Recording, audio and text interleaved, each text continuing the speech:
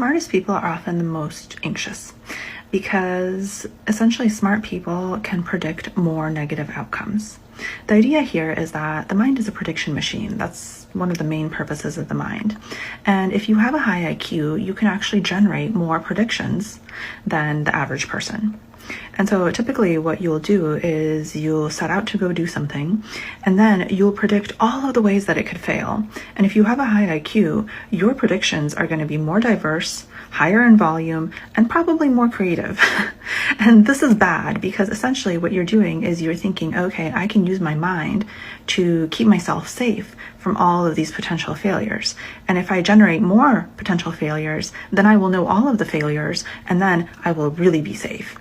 This is a giant fallacy. What you'll do is you'll essentially just keep generating failures, and you'll be trying to solve the failures in your mind.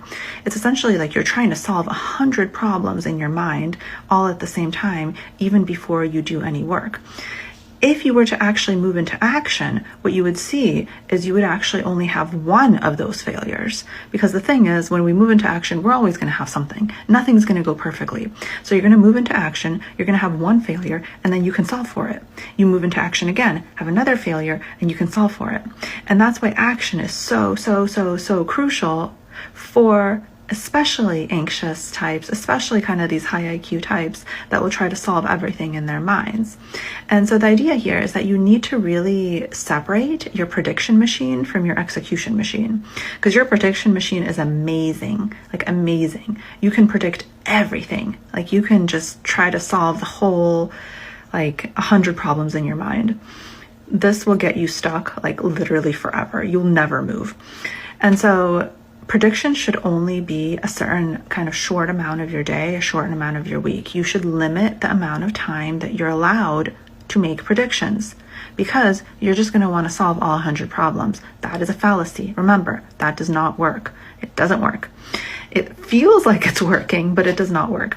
What you need is you actually need to have execution mode. In execution mode, you are not allowed to make predictions. You just go until you come across a problem, and then you solve the problem, and then you keep going.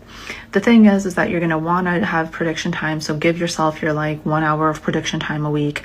Do all of the predictions, strategize around them if you want, but limit your prediction kind of time. That's one of the most important things to do if you're someone that kind of feels like you're a bit anxious and kind of, like you have a high IQ and you're able to predict all of these things. It feels really good. It feels like you're making progress, but trust me, you're not. And a lot of you are probably onto yourselves because you're seeing your behavior. You're like, I've been thinking a lot, but I really have nothing to show for it. And I know I'm smart. Why am I not doing things? And this is why. So limit your prediction time. Be really careful with it. It will feel like it's important to do. It will feel like it's helping you. It is not. And if you have... Smart minds predict more, but that brilliance can become a trap. If you're someone who overthinks, who sees 100 ways things could go wrong before you even start, pause. That's your prediction machine working overtime.